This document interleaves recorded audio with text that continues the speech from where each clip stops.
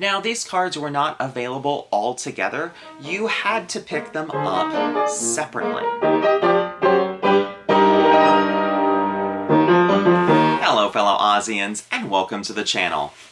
Today, we are going to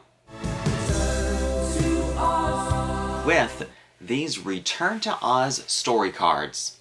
These cards were originally released in the United Kingdom by Total Oil. They were a promotional item promoting the film in England.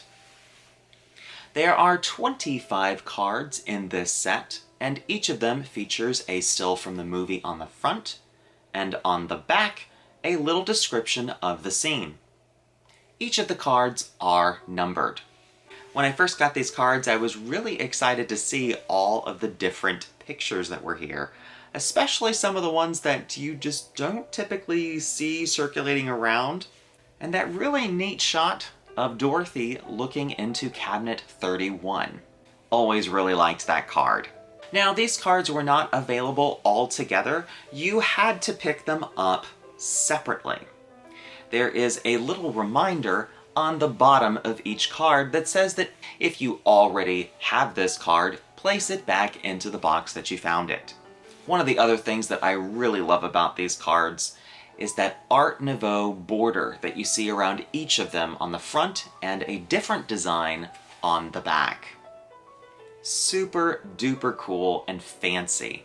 It gives Return to Oz a really interesting visual design that we didn't see with the American released merchandise. Especially like, let's say, the Topps cards. Those definitely don't look as fancy as these with those borders. I just really like it. Now, besides getting the cards, you could also get a Return to Oz storybook that you could put all of the cards in to create illustrations for the book. The book outlines the story of the film and has places with the numbers for the appropriate card of where that card should go. It even has the correct landscaping or portrait style for each card and where it should be placed inside the book. So there's no confusion as to where each of the cards is supposed to go. The book features a couple different illustrations as well. Now, besides the book, there was also another way that you could display the cards. And that was with this very large poster. This poster is approximately 33 inches by 24 inches, so it's definitely not a common size that you'll see here in the United States. Strangely, each of the descriptions that's underneath the cards is not the same description that's on the backs of the cards themselves. The wording and verbiage is slightly different. The blurb in the middle of the poster that's underneath the Return to Oz logo is the exact same blurb that you'll find on the first page of the storybook. So those are identical. And just like the book, this is also printed in green. Overall, I really love these story cards, the album, and the poster. It's a really cool promotional item that Disney put out to promote Return to Oz.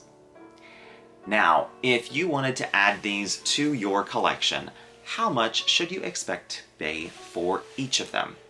The good news about these cards is that they are actually still pretty affordable and one of the cheapest Return to Oz items that you could add to your Wizard of Oz or Return to Oz collection.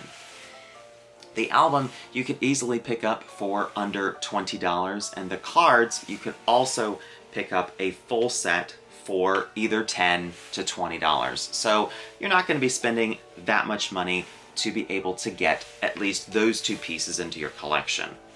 Where you're going to have a little bit more trouble is with that poster.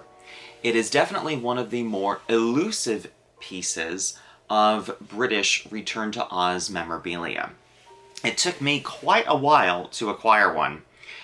I had been looking for at least, I think, 10 years before I was able to pick this one up. So it's definitely not an item that pops up that often, and you will have to spend a little bit more than what you would have spent on the other items.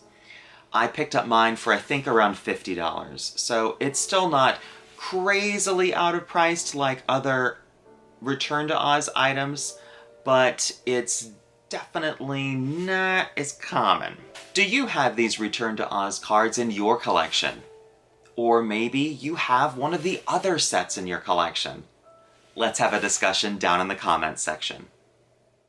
And if you liked that video, please give it a thumbs up, comment down below, and subscribe.